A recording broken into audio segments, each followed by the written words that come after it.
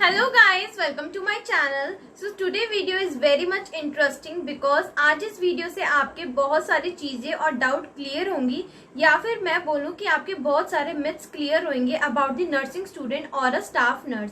सो आजकल I know बहुत सारे स्टूडेंट्स को कंफ्यूजन रहती है बिटवीन अ एमबीबीएस स्टूडेंट की पढ़ाई और एक नर्सिंग स्टूडेंट की पढ़ाई कि उसमें क्या क्या काम करने पड़ते हैं दोनों को।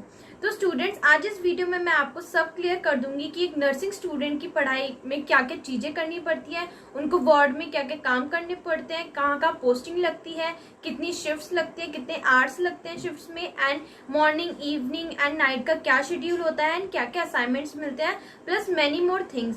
सो आज इस वीडियो में आप ध्यान से सुनना कि आपको डिफरेंस पता लगेगा।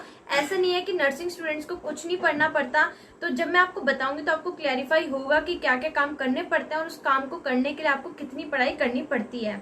सो इस वीडियो को एंड तक जरूर देखना। एंड यहाँ पर एक डिस्क्लेमर मैं दूंगी कि ये जितनी भी मैं चीजें बताऊंगी वो सारी मेरी गवर्नमेंट हॉस्पिटल के बेसिस पे बताऊंगी, क्योंकि मुझे वहीं की इंटर्नशिप के बारे में पता है। So now further and in it, let's get into the video.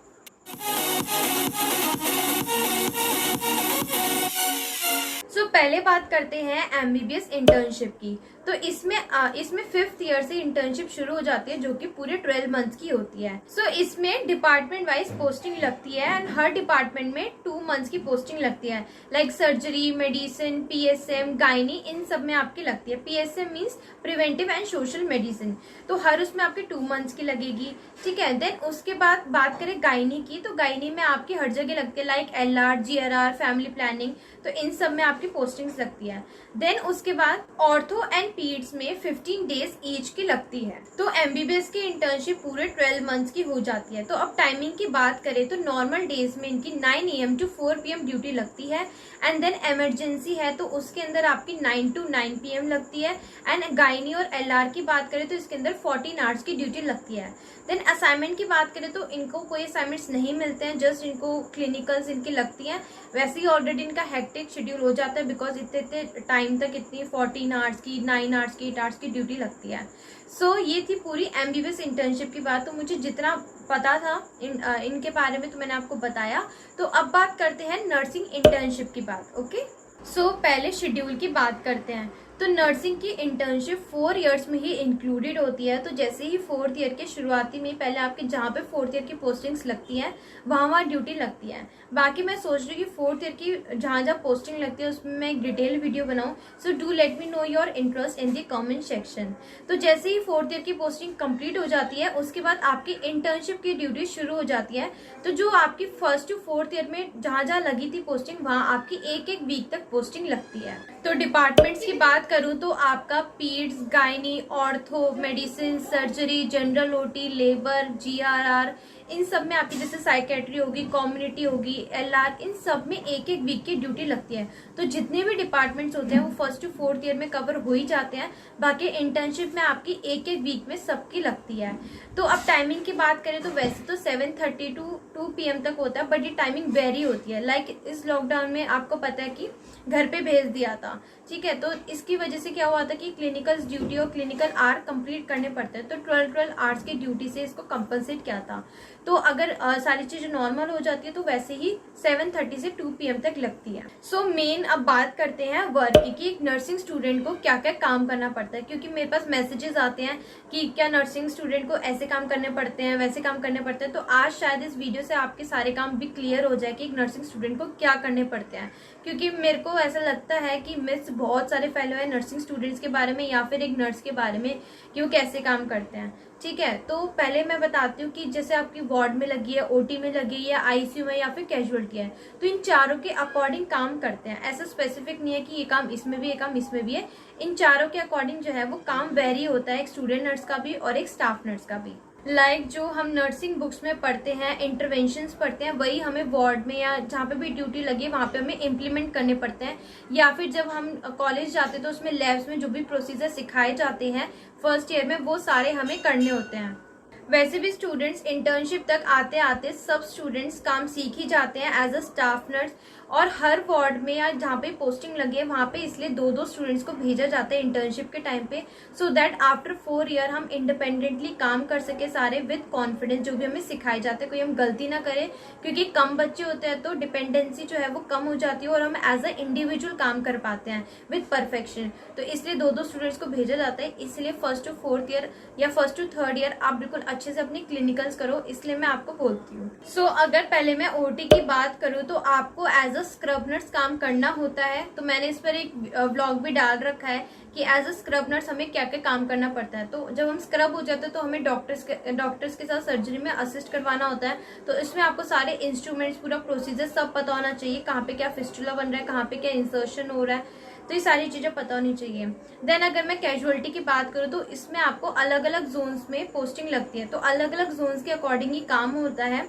ज्यादातर जो कैजुअलिटी में काम होता है वो आपका मेनली इंजेक्शनिंग होता है। तो लोडिंग से लेकर जब आप इंजेक्शनिंग करते हो तब तक आपको पूरा प्रोसीजर करना होता है। विद आपको फ्लूइड्स चेक करने पड़ते हैं, वाइटल साइंस चेक करने पड़ते हैं और पेशेंट की फाइल्स चेक करनी पड़ती है, कोई कॉम्प्लिकेशन तो नहीं है वो भी चेक करनी पड़ती है। आपको कई बार बेडिंग भी करनी पड़ती है कैजुअलिटी में। तो ये सारी चीजें आपको चेक करनी है, प्लस आप पेशेंट की फाइल जरूर चेक करना। ओके। एंड इमरजेंसी में आपको क्रिटिकल केयर पेशेंट्स मिलते हैं तो इसमें आपको सारे प्रोसीजर्स करने पड़ते हैं। लाइक आपको कैनुलेशन भी करना पड़ सकता है, कैथेटराइजेशन भी करते हो, एनजी फीडिंग तो बहुत ही ज्यादा इंपॉर्टेंट है। डॉक्यूमेंटेशन करनी पड़ती है आपको फाइल्स में पेशेंट की कि उसका पल्स कितना है, टेम्परेचर कितना है, बीपी कितना है, उसका पल्स ऑक्सीमीटर चेक करना पड़ता है कि कितना उसका सैचुरेशन पॉइंट आ रहा है, यूरिन आउटपुट देखनी पड़ती है कि कितना यूरिन इनपुट और आउटपुट आ रहा है। तो ये सारी चीजें देखनी पड़ती है। प्लस आपको वेंटिलेटर सेटिंग्स देखनी पड़ती है कि क्या कौन सा पाइप लग रहा है, सी पैप लग रहा है कि कौन सा लग रहा है, सारी सेटिंग्स आपको पता होनी चाहिए। प्लस आप पेशेंट को बहुत ही ज्यादा केयरफुल ऑब्जर्वेशन करनी पड़ती है कि कोई रिएक्शंस तो नहीं हो रही, कोई कॉम्प्लिकेशंस तो नहीं आ रही किसी प्रोसीजर की वजह से। तो ये सारी आपको टेक्निक्स करनी पड़ती है विद स्टेराइल टेक्निक्स। तो इमरजेंसी में जो है बहुत ज्यादा वर्कलोड होता है, पर उसी के साथ साथ आपको और अच्छा सीखने को मिलता है। ओके। देन उसके बाद अगर मैं नॉर्मल वार्ड्स की बात करूं जिसमें आपका सर्जरी, मेडिसिन, ऑर्थो, इन सब में जो नॉर्मल वार्ड्स में लगता है, तो इसमें पहले तो आपको बेडिंग करनी पड़ती है, पोजीशनिंग प्रोवाइड करनी पड़ती है, फ्लूइड्स चेंज करने पड़ते हैं, फ्लूइड्स लगाने पड़ते हैं क्योंकि मेट्रो, एनएस ये सब जल्दी जल्दी खत्म होते रहते हैं तो आपको रिप्लेस करने पड़ते हैं। देन उसके बाद जो भी आप फ्लूइड्स लगा रहे हो, जो भी मेडिकेशन दे रहे हो, सबका डॉक्यूमेंटेशन करना है।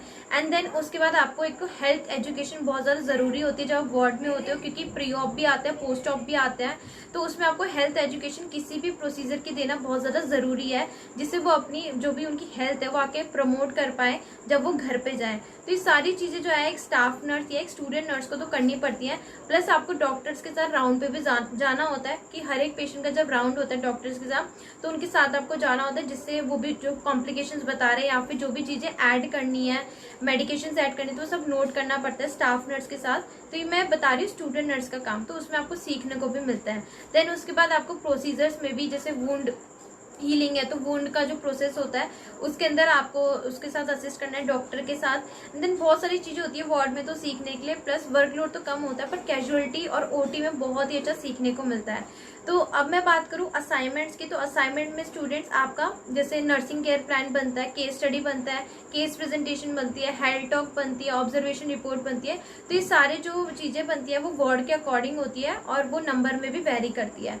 तो हर एक को अपना अपना केस लेना पड़ता है, उस पर चीफ कंप्लेंट्स, क्या क्या आपने मेडिकेशन दी, क्या क्या चीजें हुई उस पर, या ऑपरेशन के लिए क्या, तो प्री ऑफ क्या था, पोस्ट ऑफ क्या था, रिकवरी, हेल्थ टॉक क्या दी, क्या कौन कौन सी मेडिकेशन चली और उसमें क्या क्या प्रायोरिटी नीड्स है, तो ये सारी चीजें करनी होती है।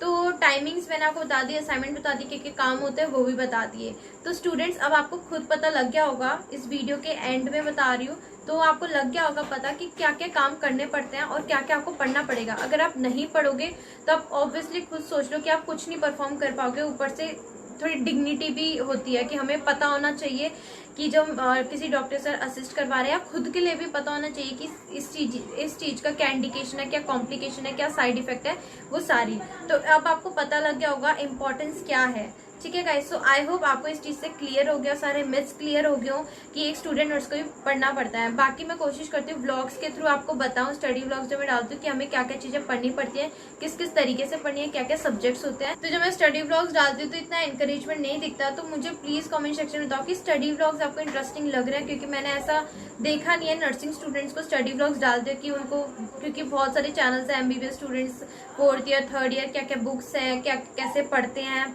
ठीक है। तो एक नर्सिंग स्टूडेंट्स का भी आई गेस कि होना चाहिए कि वो कैसे पढ़ते हैं, कितने आवर्स पढ़ने पड़ते हैं, फाइनल्स किस तरीके से होते हैं उनके, ठीक है। प्री यूनिवर्सिटी होते हैं, यूनिवर्सिटी एग्जाम्स होते हैं, देन उसके जॉब्स के लिए कैसे पढ़ना पड़ता है। आई नो ये सारी चीजें जो है हर स्टूडेंट्स को पता होनी चाहिए और इसी से अवेयरनेस क्रिएट होगी। सो मुझे प्लीज सपोर्ट करना एंड लाइक करना, शेयर करना एंड सब्सक्राइब करना मत भूलना।